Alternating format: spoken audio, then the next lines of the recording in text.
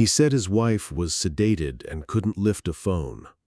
The video he slid across my desk had a live badge and a timestamp at 2:16 a.m., and behind her was a stained lampshade I recognized from his own house. The contradictions were small enough to miss unless you knew exactly where to look. He didn't cry or shake.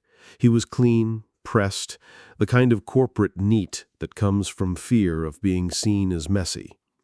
He set his work shirt on my chair back without thinking, and I noticed the missing button on the left cuff.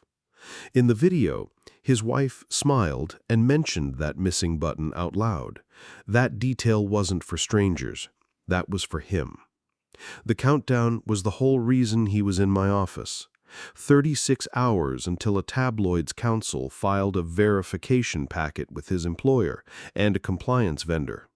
If the packet went in with a sworn statement that the video was authentic, he'd be terminated, his accounts audited, and an internal referral would land with prosecutors. He said it all fast, and he kept his hands flat on his knees. When his phone lit up, he turned it face down without looking. He asked me to prove it was fake. He didn't ask me to find who did it. I replayed the clip with the sound low. The woman in frame wore a rehab wristband and sat in a bed with white rails. Behind her, a monitor showed a patient name blurred, an oxygen number, and a tiny camera icon pulsing. "I'm not asking for divorce. I'm asking for what you took. 48 hours, or I send the full thing." My client flinched at the full thing. He tried to cover it by rubbing his thumb on my desk blotter. Then he said, too quickly, "It's not her." "Where is she?" I asked.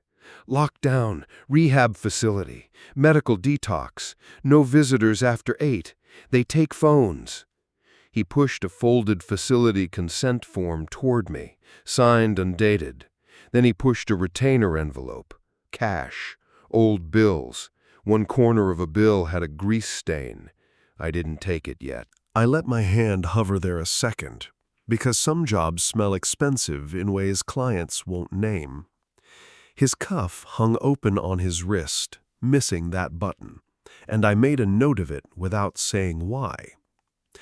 A sedated woman in a locked unit shouldn't be live streaming extortion, I said. Text me the facility address and your HR contact, and the tabloid counsel's info. He hesitated. "You can't call my employer." "I won't," I said. "Not unless you lie to me." He gave me counsel's email and phone number. He also gave me a printed screenshot. Verification packet draft, filing 5 p.m. tomorrow. In the PDF footer, a file path showed it had been created at 9:11 a.m. today. Before he left, he watched the video one more time and said, "She never calls me baby." It sounded important. It also sounded rehearsed, the kind of detail a client offers to steer you toward a clean narrative. He walked out.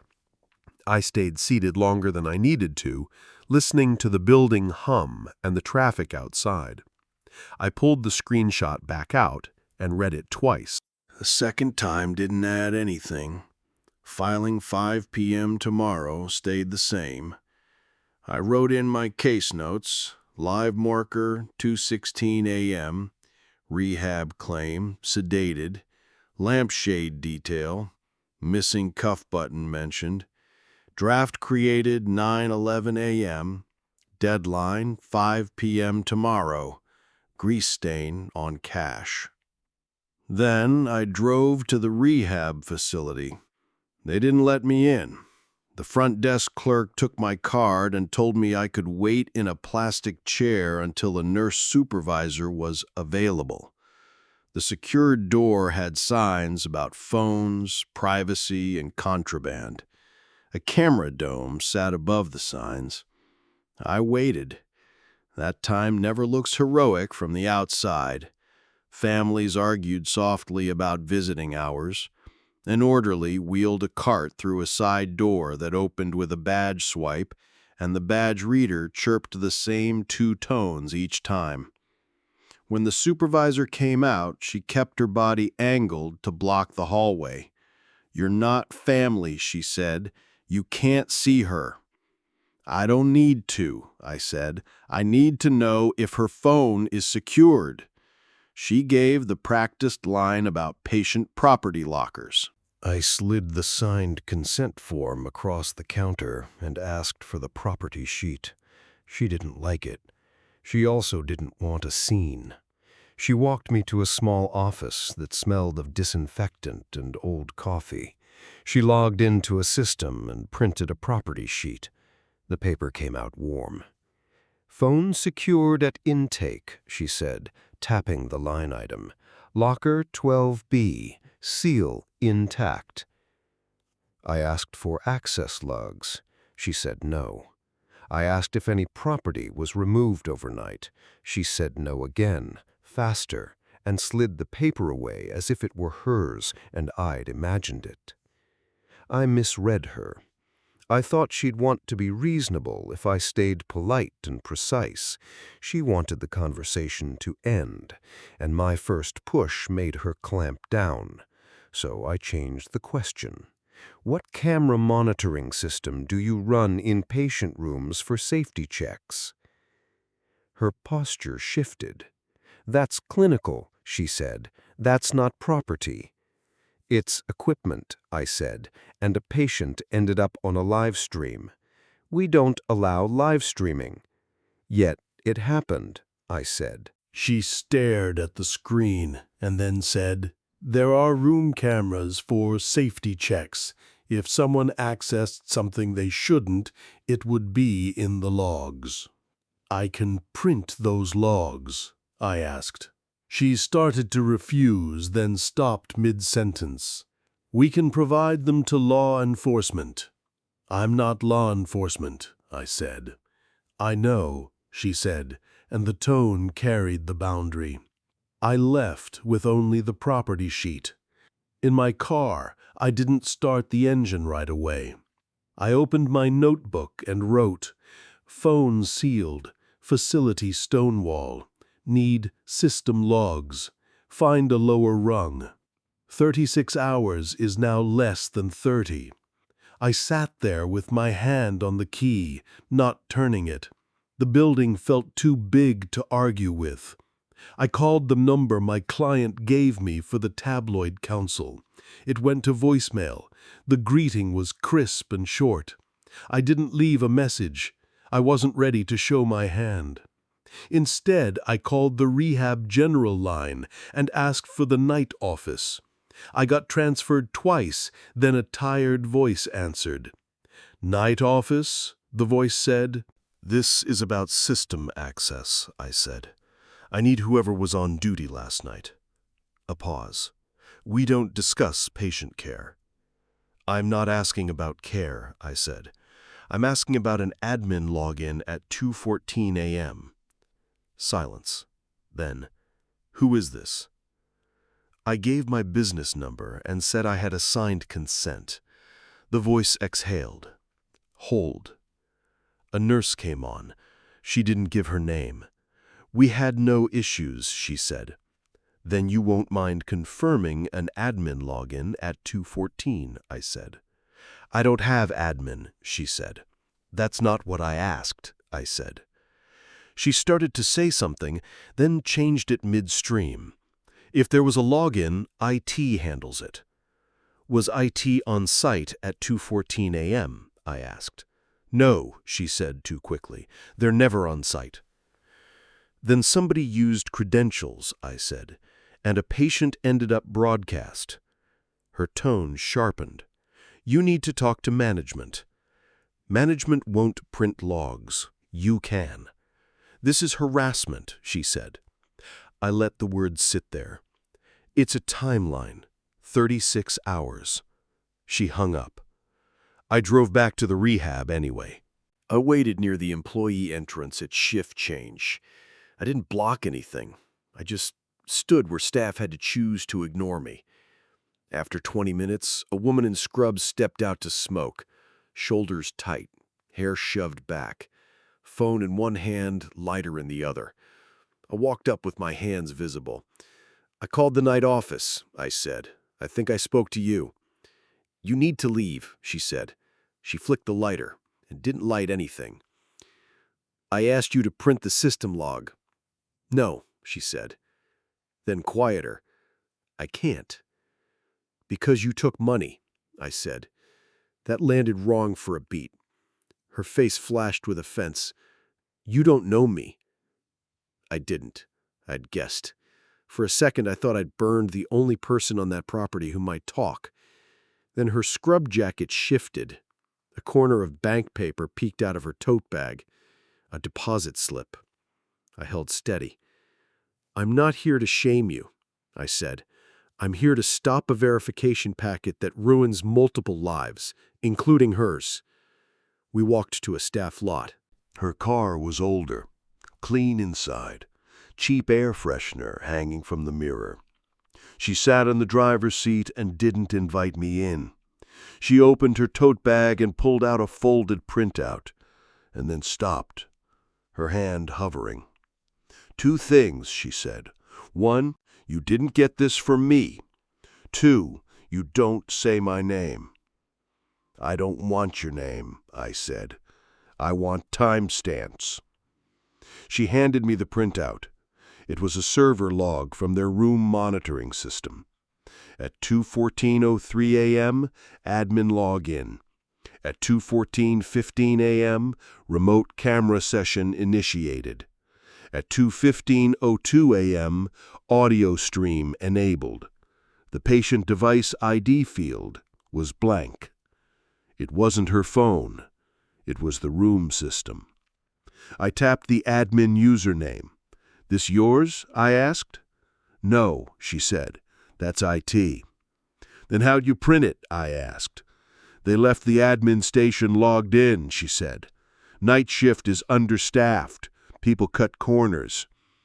"You cut corners too," I said, nodding at her tote. Her hand went back into the bag.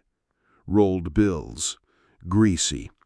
When she set them on the passenger seat to move the tote, the smell hit me. Fryer grease and old oil. "I don't know what you're talking about," she said. I tilted the deposit slip toward the light without taking it. 800, I said. Deposited at 8:07 a.m. She swallowed. "I didn't touch the patient," she said.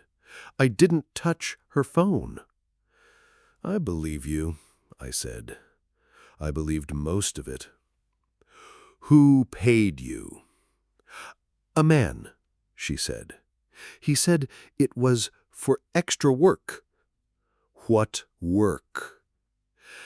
"Letting him in to the telehealth closet," she said. "He had a badge. I thought he was IT." "Describe him." "Average," she said, and she hated the word. "Hat, hoodie." "What did he carry?" "Black case," she said. "Hard case. He said replacement camera." I photographed the log and handed it back. "Did you see him again?" I said. "You can lie if you want." "No," she said. Then she corrected herself in the same breath. "By the elevators at 2:30, she said. "He was leaving. He nodded at me." I stepped away from her car and walked back to mine. I didn't feel ahead. I felt late. In my seat, I zoomed in on the log photo. A source IP was listed, but it was routed through a proxy. I stared at the numbers anyway, hoping for a mistake on their end. I didn't find one. Not then. I called a contact who does network forensics for small businesses. I read him the relevant lines and kept names out of it. "Proxy," he said, "but there's a leak in the header. Origin looks residential. Short-term rental territory." He sent a routing trace with a timestamp, 2:13:58 a.m., an origin endpoint tied to guest network hardware commonly used in short-term rentals. No address, but a tight cluster. Now I had a path. Room system accessed at 2:14, live at 2:16. Someone outside the facility was driving it. I went back to my client's residence to check the lampshade detail. He let me in, tense, checking his phone every few seconds. The living room had the shade. Beige fabric, stain near the seam, same general shape. "It's from here," he said. "Sure of it. That's my house." I said, "It could be, or you could own a common shade." He didn't like that. "It's mine. I checked the underside of the shade. A small tear. In the video, the tear appeared on the opposite side." "Your shirt," I said. "Where was it last night?" He said, "In my closet." "Then how did she know about the missing cuff button?" I said. "She's my wife," he snapped, and the anger came quick. "That didn't match the earlier 'she never calls me baby.'" He was choosing details to serve the moment. I didn't confront him yet. I left with a doubt that sat heavy. I'd grabbed the lampshade as my anchor because it was simple and physical. If the footage was mirrored or staged with a similar shade, my confidence in that detail meant nothing. I drove into the short-term rental cluster my contact flagged. I didn't have a unit number. I had repeating architecture, lock boxes, and door keypads. I parked where I could see one building's front walk. 2 hours passed. I ate a stale protein bar. I wrote notes I didn't need because my hands needed something to do. Nothing moved until a courier car rolled up and idled with hazard lights. The driver didn't carry food. He carried a black tote, cables hanging out. He punched a door code and went inside. I waited. When he came back out, the tote looked heavier. He loaded it into his trunk. Then he went inside again for a second trip. I got out and approached at a normal pace. He noticed me and stiffened. "Wrong house?" I said. "I'm just picking up," he said. He had a courier lanyard and a delivery screen mounted on his dash. "I need to talk," I said, "about what's in that bag." "No," he said, flat. "Who hired you?" I asked. "Customer," he said, and he pushed the trunk down. I put my hand on the edge, stopping it without slamming it. "That equipment was used in a crime," I said. He pulled his phone down and showed me the app screen. "It's a pickup," he said. "I don't ask questions." I overplayed my hand. I thought the word crime would scare him into cooperating. He'd heard dramatic words before and kept driving anyway. "Move," he said. I stepped back. There were doorbell cameras and neighbors. I wasn't getting into a fight there. He drove off. I followed at a distance. He didn't head to another residence. He drove to a commercial strip and pulled into a lot with a flickering light over one corner. He parked near a dumpster. That wasn't an app delivery. That was a handoff. I parked 2 rows away and watched him check his phone and look around. He got out with the tote and walked toward that flickering corner. A second person stepped from behind a van and held out a hand. Cash changed hands fast. The courier handed over the tote. I moved. "Hey!" I called. The second person bolted between cars. The courier froze, then grabbed the tote back on instinct. The van door slammed and the van rolled out. The courier ran for his car. I caught him at the driver's door and grabbed his sleeve. "Let go," he said. Panic rose fast. "You just sold evidence. Now you're holding it." He shoved me. I stumbled into the side of his car and my shoulder took the hit. It wasn't a beating, but it changed the temperature in my body. He got inside and tried to lock the door. I leaned close to the cracked window and kept my hands where he could see them. "That van already has your plate," I said. "You're their easiest loose end." He blinked. "What?" He looked down at his phone, searching it for instructions. He didn't find any. "Pop the trunk," I said. "Show me what you picked up." "I'll get deactivated," he said. I waited, without filling the silence. My shoulder throbbed, and my earlier confidence felt childish. He hit the trunk release. He stayed in his seat and made me do the Inside was a ring light, a clip-on mic, a cheap wig sealed in plastic, and a hard case with foam cutouts for 2 phones. On top sat a damp metal money clip on a folded paper towel. "Not mine," he said. "That was in there." I picked up the clip. Cold, damp, disinfectant on the surface, fryer grease under it. Inside was a receipt for a prepaid SIM card and a laminated ID that felt wrong in my fingers. The receipt had a purchase time, 1:22 a.m. It had a store number. It had a line that made my stomach tighten. Corp account, counsel. I photographed it. Then I looked at the courier. "Who messaged you the pickup code?" He hesitated. "A burner number," he said. "They said they were counsel." I said, "Show me." He didn't want to. He did it anyway. The thread was short. Pickup address. Door code. Delivered to the lot at a time window. Cash tip promised. "How much?" I asked. "400, he said. I looked again at the damp money clip and the forged ID. Whoever ran this operation was trying to look official and disposable at the same time. "Do you run a dash cam?" I asked. "No," he said. I pointed at the small camera stuck to his windshield. He stared at it. "It's broken," he said. "Pull the card." He dug around and handed me a micro SD card with a cracked edge. "It's corrupted," he said. I tried once. "I'll try again," I said. That hit him. "You're not police," he said. "Why are you doing this?" "Because you're standing in the middle," I said, "and you don't know who's behind you." He sat back, breathing through his nose. "I didn't see inside the house," he said. "I just heard talking." "What talking?" "A woman practicing lines over and over."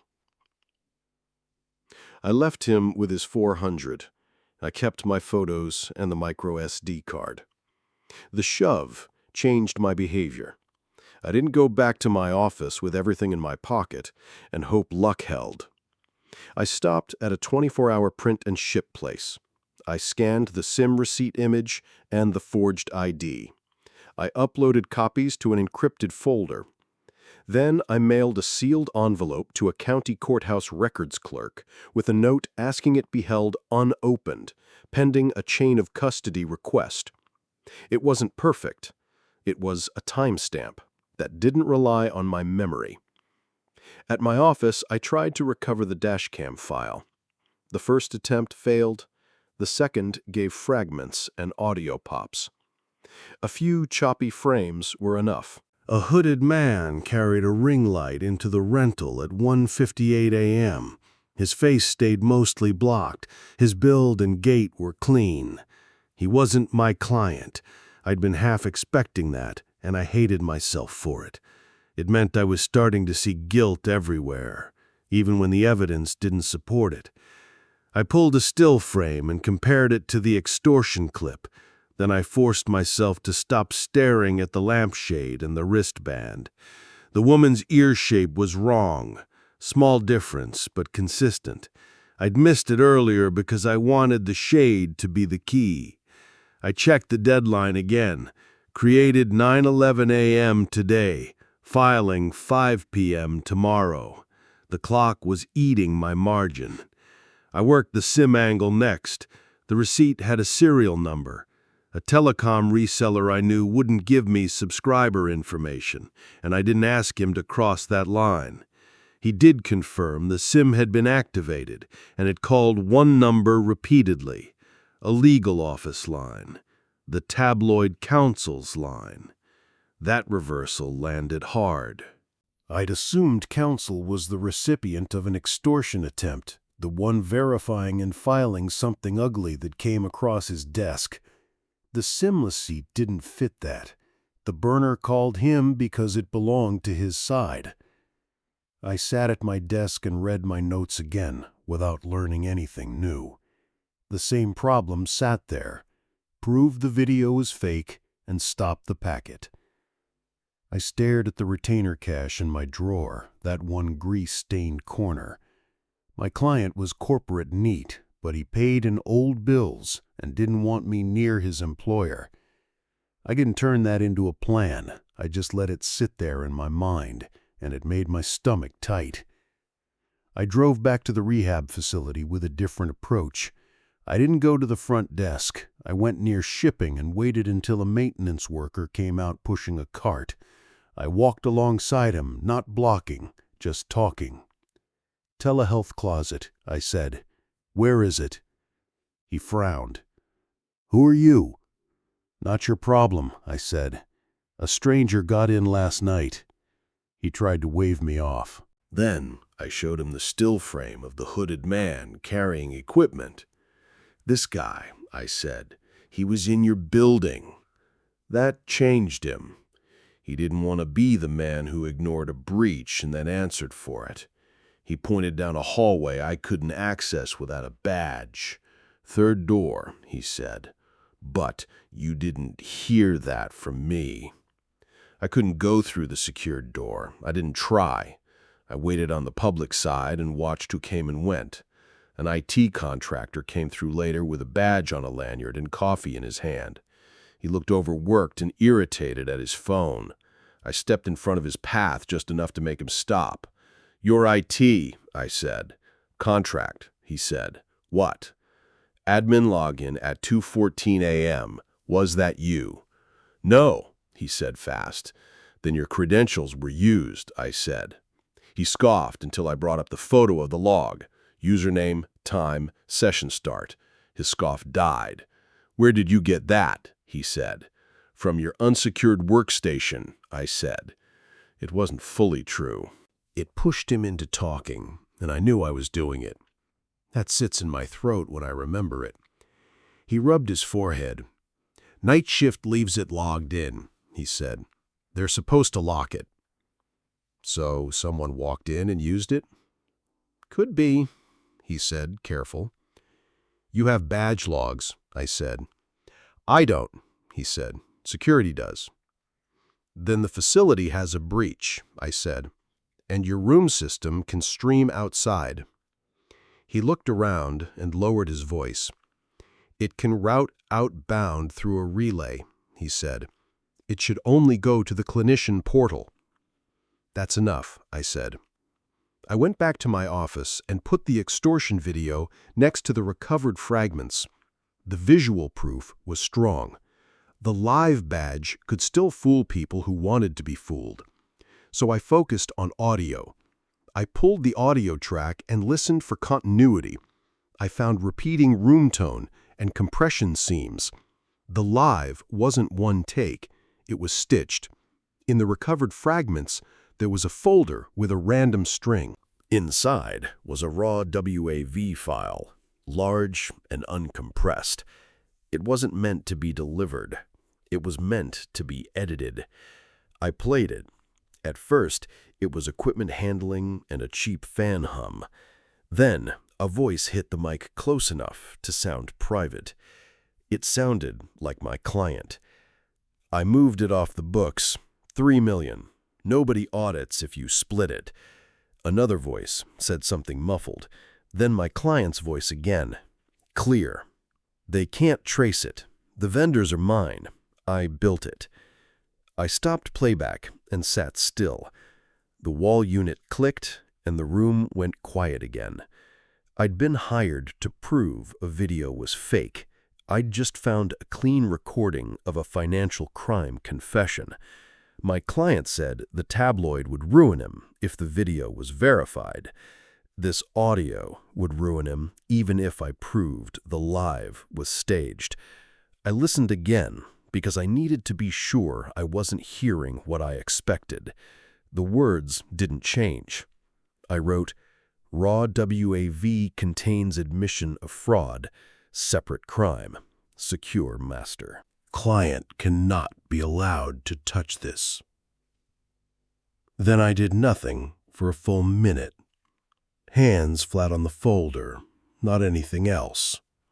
I felt slow, not dumb. Slow.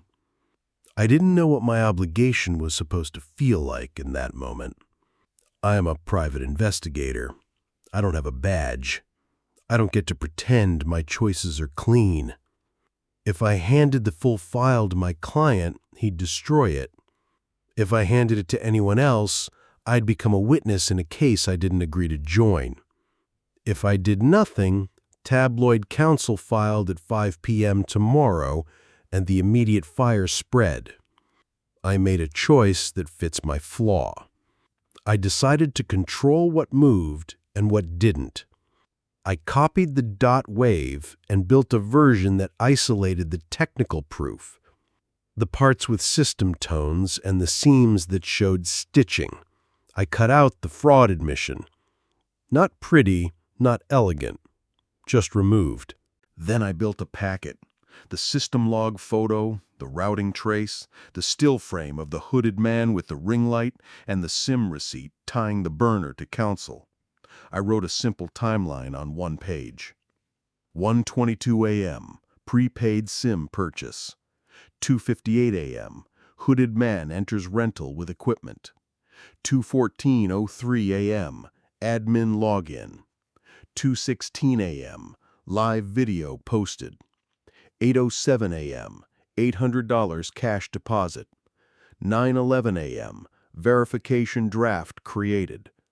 The collision mattered because it made coordination undeniable. At 9:11 a.m., counsel's draft was created. At 9:11 a.m., I was still in the rehab parking lot writing facility Stonewall in my notebook. 0 minutes. I called the tabloid counsel again. This time a receptionist answered and asked what it was regarding. Unauthorized verification packet and a system breach. I got put on hold. Counsel came on with a controlled voice. "This is counsel. I have evidence your verification packet is built on a fabrication. If you file it, you own it." "Who are you?" he said. I gave my business line and said I represented the subject of the packet. I didn't say client. I kept it clinical. "We have verification procedures," he said. "You have a prepaid SIM receipt that says Corp Account Counsel, purchased at 1:22 a.m., I said. Silence. "I have server logs showing an admin breach at 2:14 a.m., I said. "I have routing proof the stream originated from a short-term rental. And I have dash cam fragments of a lookalike carrying a ring light into that rental at 1:58. "Send it," he said. "Not by email," I said. "Meet me at a neutral place in 1 hour." "I don't take meetings with private investigators," he said. "Then you file tomorrow at 5, and you answer questions about the SIM receipt." "Where?" he said. "A parking lot. Flickering light. Plenty of cameras." 1 hour, he said. I printed the sanitized packet and loaded the comparison onto a tablet. I locked the master .wave in my safe and uploaded an encrypted copy to remote storage. Then I sat in my car for a minute before driving. My shoulder still hurt, and I didn't like how much of this case had ended up in my hands. The lot had the same flickering light. I parked under it on purpose. Counsel arrived alone in a clean sedan. He carried a thin briefcase. He moved at the pace of a man who believed he'd never have to run. "Show me," he said. I held the tablet out without handing it over. I scrolled through the timeline. I opened the side-by-side. On one side, the extortion video. On the other, the recovered dashcam fragment with the timestamp. Then the log photo. Admin login at 2:14. "Fabricated live stream," I said. "Your packet verifies a fake." "This is not admissible," he said. "This is a story. It becomes your story if you file, I said. We don't extort, he said. You don't have to. I said, you just have to be sloppy with a burner. He tried to turn it. The receipt could be planted. Then explain why the SIM called your office line repeatedly, I said. Explain the routing trace. Explain the rental. He didn't answer. His phone buzzed. He checked it, and his mouth tightened. Fine, he said. I'll hold. Hold isn't withdraw, I said. I'll delay, he said, 48 hours. That's not what your draft says, I said. Write, packet will not be filed. He stared at me, then typed on his phone. He turned the screen so I could read the email draft addressed to my client's HR contact. We will not file the verification packet at this time due to integrity concerns regarding source media. He didn't hit send. I said, send it. He sent it. The sound was small. It was still the point of the job. I sent him the sanitized log and routing report through a secure link, not the master audio, not the fraud admission. He got back in his car and left without a closing line. I didn't need one. I drove straight to my client's residence. I didn't call first. He opened the door with his phone already in hand. Did you stop it? He said. Yes, I said. Counsel won't file. Relief came out of him as anger. So it was fake, I said. It was staged. Room system breach, look-alike at a rental, courier pickup. A staff member got paid to open a door. My wife, he said, voice cracking. She's safe. She's still inside. Her phone stayed sealed. He nodded too hard. Give me everything. I pulled out a small USB drive, sanitized. I didn't hand it over right away. This clears the fake video, I said. It doesn't clear everything else in your life. His jaw set. What does that mean? It means stop talking on phones, I said. Stop recording yourself. Stop trusting people who ask you to explain. He reached for the USB. I handed it over in the entryway without stepping fully inside. He closed his fist around it fast. I paid you, he said. I want names. I have fragments, I said. Courier, rental, a forged ID. Not a clean chain to the top. That's not good enough, he said. I didn't argue. He wanted me pulled into his anger so I'd keep working past the scope. If they come back, call me, I said. If your wife wakes up and says something different, call me. He looked down at the USB. You saved me, he said. I didn't correct him. I wasn't sure my read of him was even stable anymore, and that bothered me more than it should have. Back at the night office, I locked the master copy of the .wav in my safe and wrote one more line in my notes. Client thinks he's clear. He isn't. Then I sat at my desk with a cold coffee I didn't drink, listening to the building settle.